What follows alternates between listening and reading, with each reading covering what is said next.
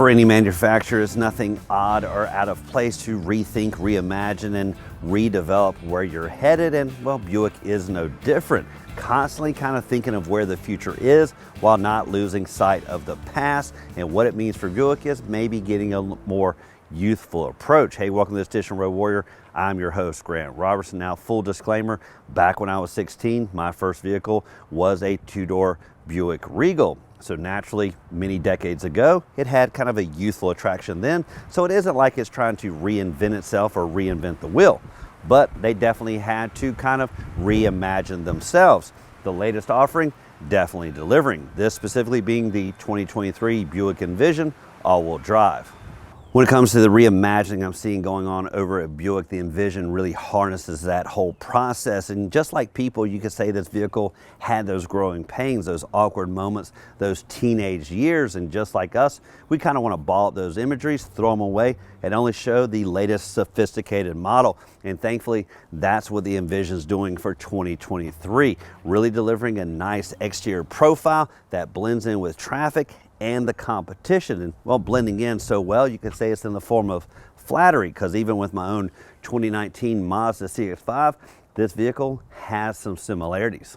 So the Envision can hold its own. It doesn't look identical to the competition. You'll see this across the board where a lot of vehicles in different segments really have some blending affairs. Take what they like from this one, take what they like from that one. Here's kind of a sharing atmosphere, you could say. Now, where this vehicle stands out, again, it's from the profile. What I like on the Essence is the accents, the darkened look. Buick really needs to move away from kind of that chrome dome kind of atmosphere, meaning chrome everywhere you look. This one dressed up in kind of a glossy black. You see around the lower third, of course, in the front. In the front, you will see just a hint of chrome, but not overdoing it. Where this vehicle measures up to the competition, you could say, is it fits quite squarely into the smaller SUV segment. Overall, around about 182 inches as you see it. Wheelbase around about 109 inches. As for width, around about 74 inches. Height, 64 inches. As for ground clearance, probably snugging in the upper 5 inches, low 6-inch range. Couldn't find anything on paper. Lastly, front and rear track are identical. As you sweep around the front, grille warfare definitely not created equal across any vehicle, and even in the small SUV segment. Really, a lot of competition nosediving too much, leaving very little acreage at the front end. But thankfully, this little sport, you could say, has kind of a big attitude, big prowess. You'll see it up front. First off, in the wide offering when it comes to the grille warfare, glossed up in that black accent. The only touch of chrome you're going to see sweeping across here to be expected, really dialing in with that Buick emblem. Otherwise, you're seeing dual tonal effect as you sweep down. On the outer side, you can see that implied airflow in these little niches, not operational. But what is operational is safety in the form of cameras all the way around this vehicle, at the front, the side, and at the back end, as well as parking sensors.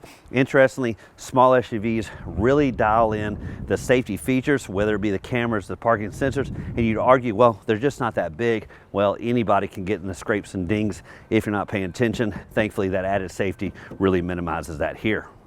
One feature that should be universally found on all vehicles, and thankfully is found here, is just the ease of access. Now, I'm not talking about smart key systems, but rather the access buttons at each door handle. This is something that seems to be an oversight by some manufacturers, but not here on the Envision. What I'm referring to is just simply this button that's on all four doors. Oftentimes, you got to interact with the front, unlock this, then you can climb inside, and when the sky is falling, well, I just don't want to wait and I don't want to get wet. Thankfully, I can just press this button, unlocks all the doors with ease, climb inside. You can also, of course, interact with the key fob. One thing I did find, that if you give it just a few seconds, you go to walk away, the vehicle is still unlocked. Once it senses those matter of moments, the vehicle locks up. Now, that's not a big deal, and I think there might be a feature on the inside to turn that on and off, but oftentimes I just wanted to kind of grab something, get him back inside, but unfortunately the vehicle locked up. But again, the ease of access, not a big deal, but a feature that you can argue whether you like it or not. Swinging around to the back, you're going to see a similar styling cues we saw at the front. Again, body color all the way around. Tail lights that mimic the mincing headlights, just sweeping around here as well. Dual tones as you sweep down, that kind of glossy black look.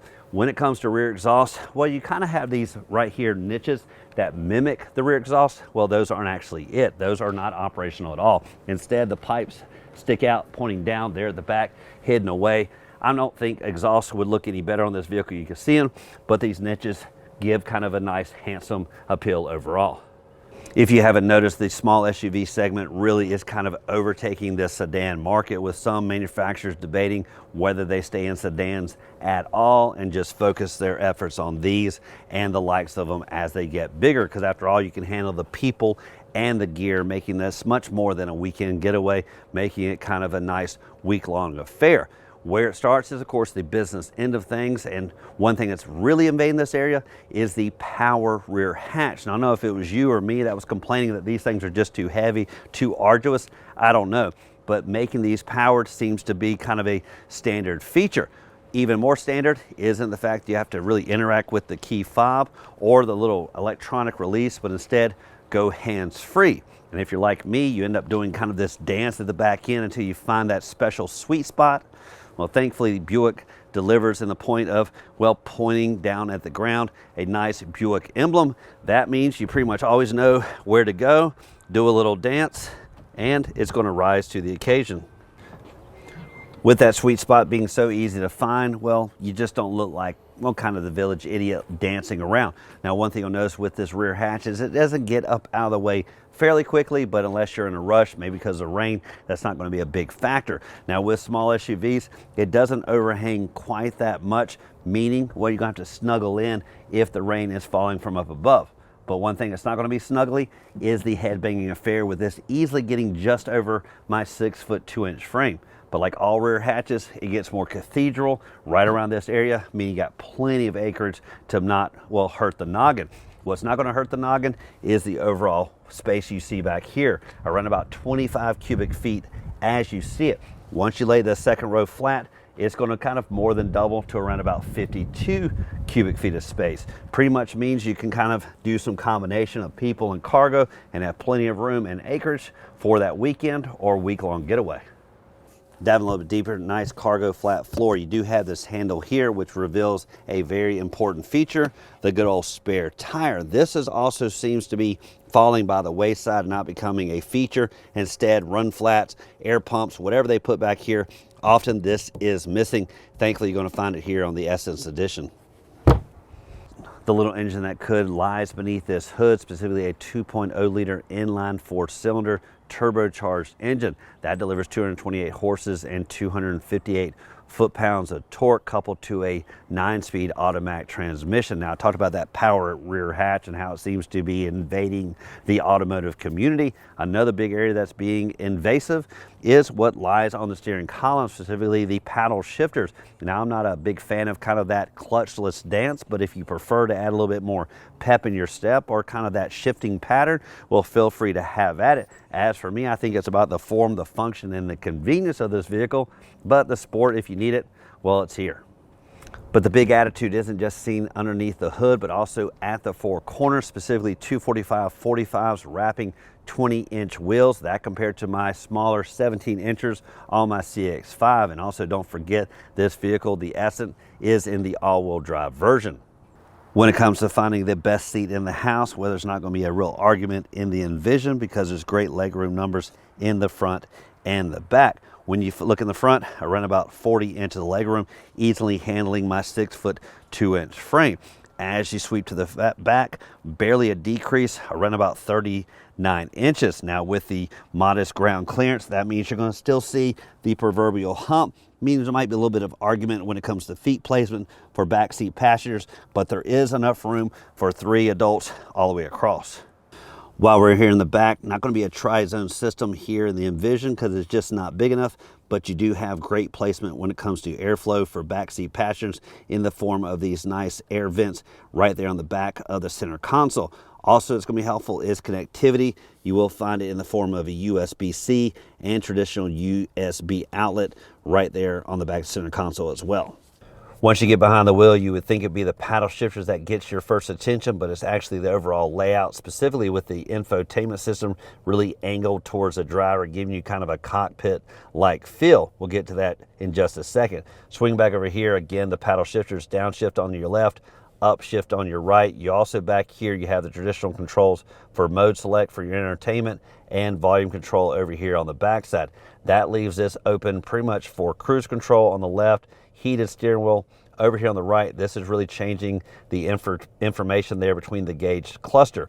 Swinging up to the gauge cluster, you're going to see traditional analog tach on the left and speedometer there on the right, the digital information in the middle, and the digital speed up above with other various information. What I like on this model though is it has the heads-up display, which makes you less reliant of that down there, but instead keeps your eyes straight ahead and looking at information projected on the windshield. Now let's swing over to the infotainment.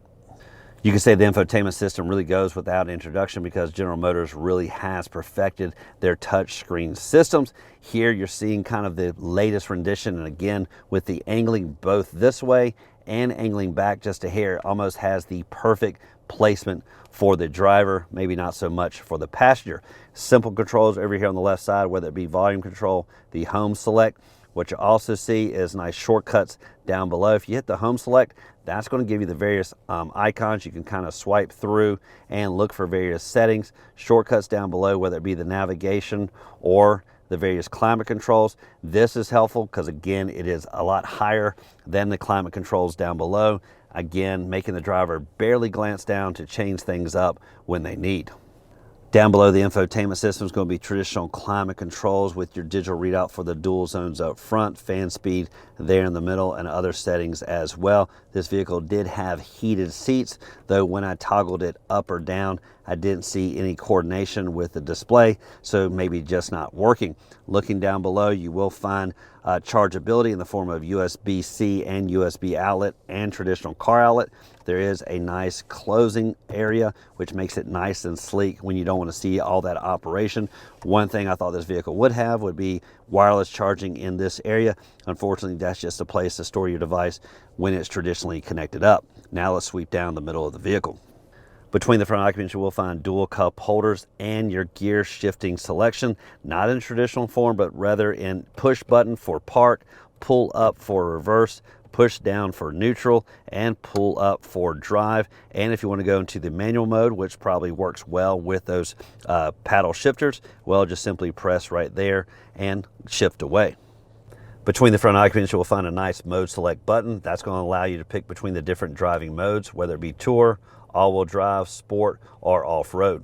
Now, I mentioned earlier about the surround view on this vehicle, and even though it is small, it does help give you angles of approach visually when you look at this screen. Now, simply put it in reverse, it's going to give you coordinating camera angles, one up above, and of course the backup camera. If you put it into drive at certain speeds, it will also give you this viewpoint looking straight ahead, and as you interact with the steering wheel, the indicators will certainly let you know where you're headed. Now, you can change the different views. This one looking up above, this may be helpful in the city where there might be a pole or a sign, making sure you're not really too close.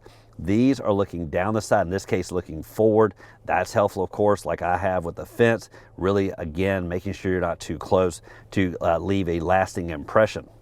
Now that does for this edition where we're in a test drive behind the wheel of the 2023 Buick Envision Essence Edition in all-wheel drive, reminding us where Buick has been, but where they're headed, delivering more of a sophisticated, youthful approach, seen both in the turbocharged under the hood and even those paddle shifters there in the steering column. Now, certainly we know where we've been, but those awkward days are well behind us. Now you could say we've come of age, and this vehicle truly represents it. Now, as always, thank you for watching this edition of Road Warrior. Keep both hands on the wheel and eyes straight ahead.